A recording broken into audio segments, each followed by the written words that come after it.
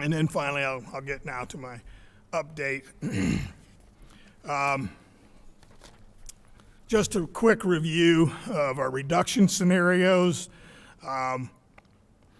Phase one, $750,000. It's approximate. This is not an exact number, but I just want to make sure you understand again the immediate reductions and why these happen regardless of the outcome of the levy in May. I think that's a responsibility and obligation to be, fiscal stewards.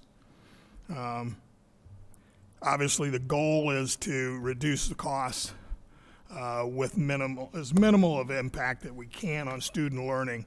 But as Chris said, none of these are without an impact. Make sure you understand. I don't want to give you that impression. The second phase is directly related to the May 2nd levy. And really, this is about what kind of school you want. That's really the bottom line. Do you want to remain a consistent high performer? Because the cuts that would happen, there is none that's not going to hurt, just so you know. And why approximately 1.8? Because that's what it would take to get us to that level of funding for our next fiscal year that we have to be at, okay? These have been difficult conversations. I've interrupted other administrators. I've had all the building principals in. I've sat with our central office people probably 3-4 times a week since last month. I'm sure they're getting tired of that, but don't be nodding. But it's difficult because everybody's got an area of expertise that they're passionate about. But unfortunately, we find ourselves in this quandary, and so we've got to come up with, what those things are. So the phase one, phase two, and I'm not going to spend a lot of time on the next slide, which is just the phase one reductions, because nothing's really changed. But we wanted to lead with our, 3 positions at central office. We have a central office administrator and 2 central office certified staff positions. It was already mentioned before eloquently by Chris. That's not going to impact anything. Yeah, it is. It's going to impact the quality of support that our teachers get.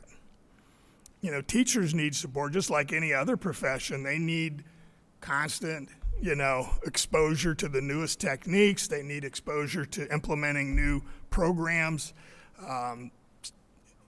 It's a crunch, but we do what we got to do here. The second one being the certified staff, and you can see the amounts up there, is the elimination of 3 teaching positions: English language arts, science, and world language. That's going to increase some class sizes at the high schools. No ifs, ands, and buts. It just is. Elementary, certified positions 2, English as a second language teacher, and 1 reading specialist. And again, it's just reduced opportunities for kids to support kids that need some help. We talked about budgets. It's going to reduce the purchase of classroom supplies and other building-related materials. You're going to see the summer school staffing, and basically we're trying to get to the point where summer school is cost neutral, and that's why this cut is there. So we have to, if we're going to run a class, we've got to have enough students to pay for it. So that's really how we're trying to get to that, and the $9,900 in tuition at preschool is a significant increase, but it's very similar to others in the area. So we tried not to get too silly with that. So phase 2 reductions, you're talking about approximately $1.8 million. At the end of the day, you got to understand, this is not what we want. Actually, I want the levy to pass so we don't have to do this, okay? But at the end of the day, guess what? If it doesn't, then I'm obligated to have a balanced budget the next year. I don't have a choice. I can't say, man, we'll just run it in the red. Can't do it. People get upset about that up in Columbus. And so we don't have any choice. So just reviewing those, the next slide. First one is transportation. It's $400,000. It may even come to a little bit more than that. It's hard to get it until we run all those scenarios. But it's going to be reducing some bus operators and routes, the number of people, because instead of 3 tiers, take a group of 10 people and run the routes 3 times, we're going to run them 4 times with a smaller group. That's the easy way to explain it, okay? It's not quite as clean as that, but that's the easiest way to explain it. But it's going to force us to change our start times. There's no doubt about it. Next slide will show you that. Right now, and I'm within 5 minutes, I'm sure. It was hard to push Richard to give me these, but he's really worked hard on this. Richard Porter, our Director of Transportation. But new times would be Anderson and Turpin would be at 7:35. It's the same total time, it's just slid. We had to make the start time from the first level of schools to the start time of the last level of schools a little bit longer so we could get that extra tiered run in there. So you can see what those would look like. 7:35 start time, Nagel's start time is 8:10. Half of the elementaries would start a little bit earlier at 8:55, and the other half would start about 10 minutes later or so at 9:25. So are they the greatest times in the world? No, but it's about the only way we're going to be able to get 4 tiers in. Okay? But I do want to make sure you understand everything in schools has a cause and effect, and there's some things, that you do impact other things, and sometimes areas you don't. I do know that it's going to impact a couple of things. One, we still got to work on our arrival and dismissal times for preschool at Sherwood. Just, there's some outlining pieces that we have to complete, and we'll do those. I think the other pieces you got to understand, and I'll mention this also now, is when you start doing this, some of the impact's going to be with your fine arts. You're going to be your traveling teachers specifically, and the majority, not all of them, but the majority of our teachers that teach music or arts travel. Okay, in other words, they don't have their whole schedule at Anderson, or they don't have all their whole schedule at Air. They go in between some buildings. So matching those times and matching those schedules, it's going to play a little bit on that. And I just want you to be aware of it. Now, when will we know that for sure? Well, right now we are actually kind of right in the middle of scheduling. And so once you get master schedules, then you can determine where those teaching assignments end up. So we're kind of right into the heart of that. I know they had a big meeting today with elementary principals. So just to let you guys know about that. The next slide, very quickly, pay to participate fees. Not going to belabor that. Nothing's changed there. We're going to increase athletic pay to participate, as well as band and also theater, same as before. 300, 300, and 175. Certified positions we're going to reduce. And I have always said this, up to as many as 17 teachers last month. But what we were looking at is potentially eliminating entire departments. And then part of the discussion that happened this month with administrators is maybe we should take smaller portions out of those instead of a whole type of department. because some of those positions we're going to have to offset with aides and other classified personnel for supervision. So we ended up finally landing on 15 positions, which is what I said last month, up to 17 positions. But make no mistake, it's going to increase our class size. Okay? You're removing some bodies. Okay? So it's going to, in some cases, reduce course offerings, because if you don't have 13 kids in a class, we're not running it. We can't afford to. It's going to reduce our intervention supports services and some of our enrichment supports. Okay? Phase 2 reductions, if they become necessary, and I certainly hope they do not. Our case coordinators at the secondary level, what's the impact? Well, there's going to be less, and I'm not going to read it for you. Bottom line is there's less oversight. Oversight in special education. That's where they spend the majority of their time. Gifted specialists. We're not eliminating gifted programming, but we're going to have to look at the model that we're doing. Okay, we don't have the ability to have that many teachers to pull out as much. We may have to, like I said, there's probably 3 different models. I'd have to talk to Bob, but at last I looked, there are like 3 models from the state that they allow, and we may have to look at some other options on how to deliver it. Either way, it's going to be vastly different. Media specialists, we're going to have to reduce some of that, and it's going to reduce some of our time for, obviously, media, STEM programming, not fun things. So, music, we're going to reduce 1 music position. Where that ends up, again, will depend on where what it looks like when we get all of our class requests in and put in our master schedules. And once we realize that, then we'll kind of know where that falls.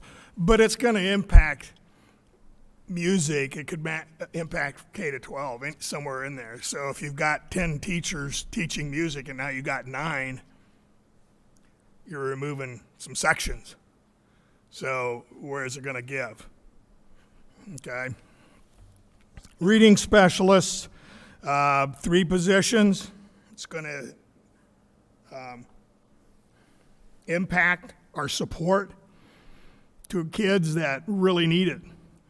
3rd grade guarantee is one area. If a kid doesn't hit the mark on that, we have to intervene. We don't have a choice. Okay, so those areas of where that support's going to have to be very pinpointed. Okay, we might not be able to meet everybody's needs. We'll do the very best we can, but we're going to have to reduce some. Also in teaching, in the secondary, 3 positions, math, social studies, and world language. Again,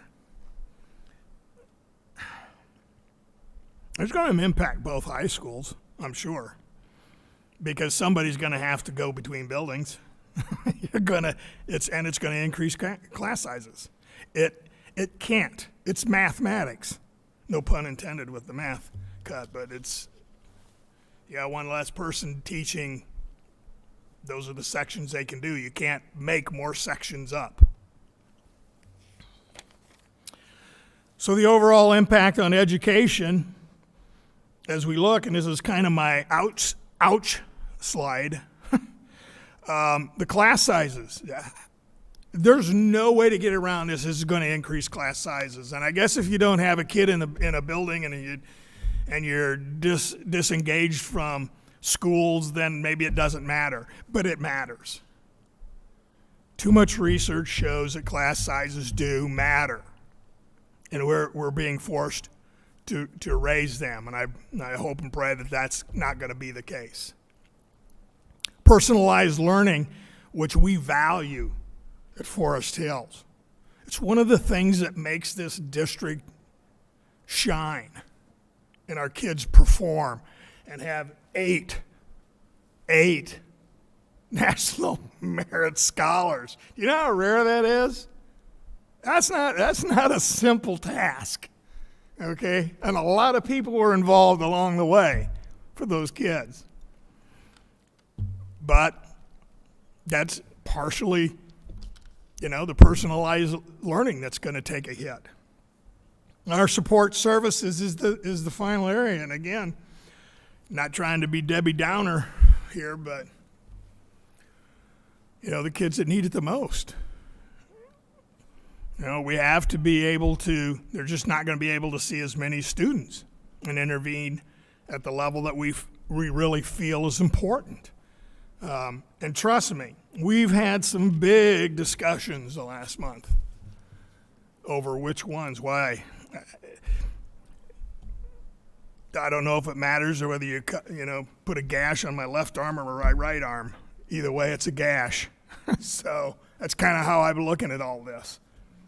None of this is good, so I know I'm not supposed to say a whole lot about that, but May 2nd looms very large for Forest Hill School District. And if you're a parent in this district, you should be aware of that important date. And just kind of the last thing is, none of this was done quickly. Hours and hours of meetings, a lot of discussion.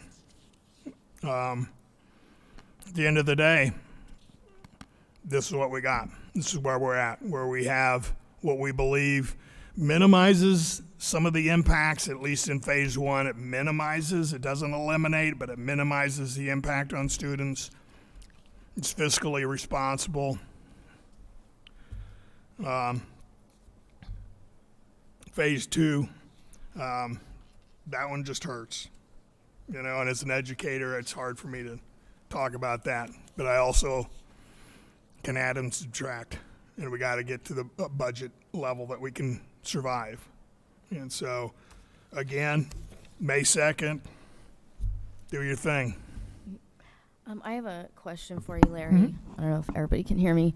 Sorry, I'll just make that closer. You mentioned when you were talking about the phase two reductions, 17 teachers or 15 more, give or take, right? I think we're kind of at there.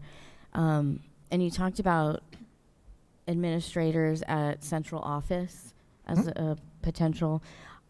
Correct me if I'm wrong, but I don't think you said administrators at the buildings, like the school buildings. Is that, not that I want us to lose any administrators, so please don't hate me, but I'm just curious if there was a reason why maybe it was more so about I think more so than anything, that's about safety. Okay. The big issue is safety. I look very close at the number of kids that we have per AP,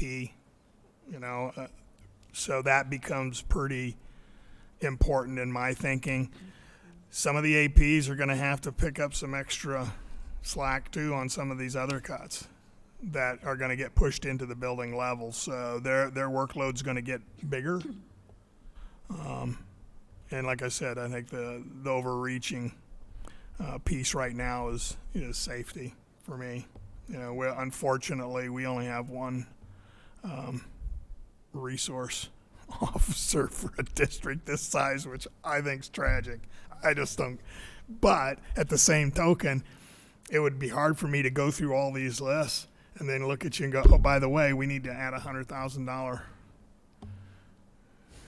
Right. Not that I wouldn't like to. I'd love to be able to find some kind of grant that would cover that, and because we certainly could put a couple more to work.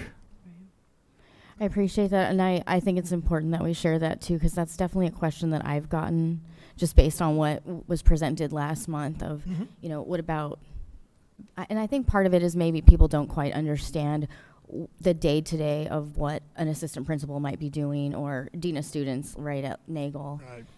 and things like that. So I just wanted to make sure we're kind of clear on why the decisions were made.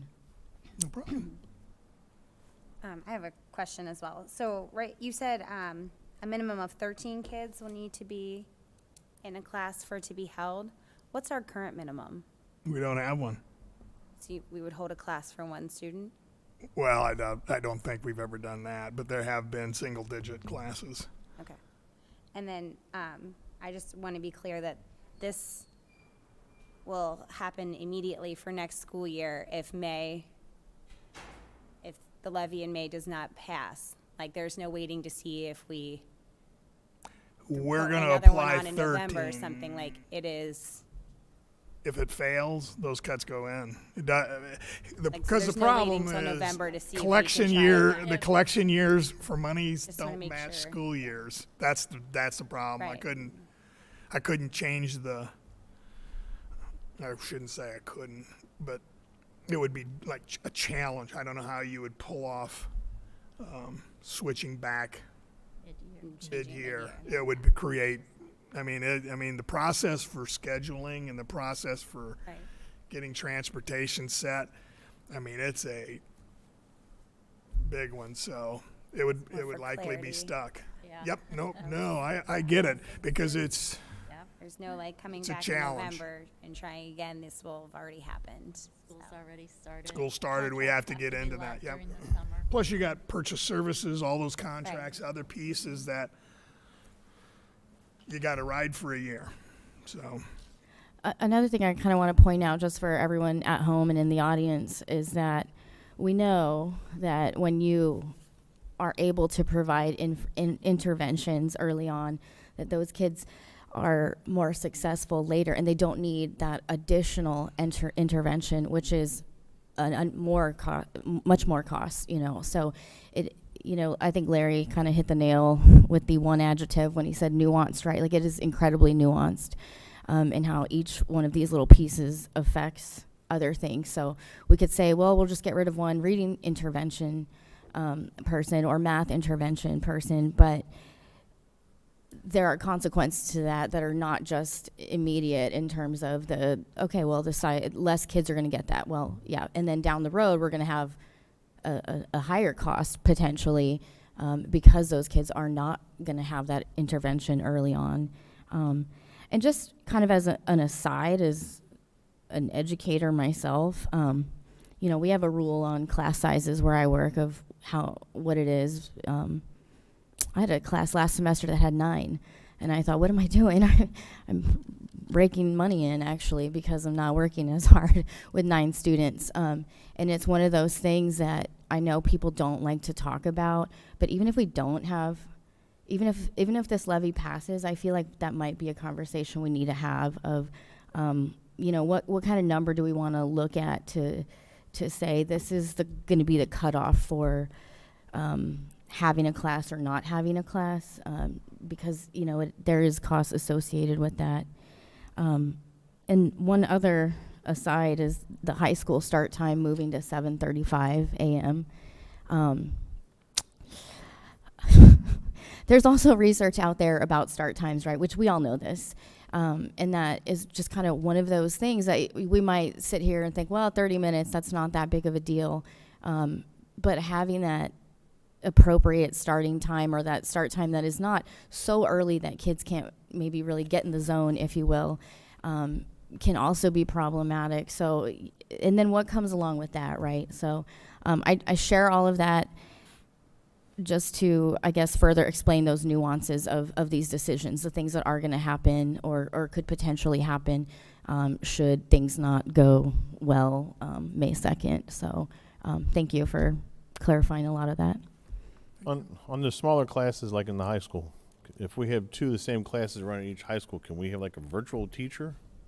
Yes, One teacher we're in a looking virtual at that. classroom okay. Or if they're the same class, it creates a constraint, a scheduling constraint, but we're looking at, maybe that's offered first period or the last period, and a teacher travels to one building or the other, and Okay. they combine it. So we're looking at all of that.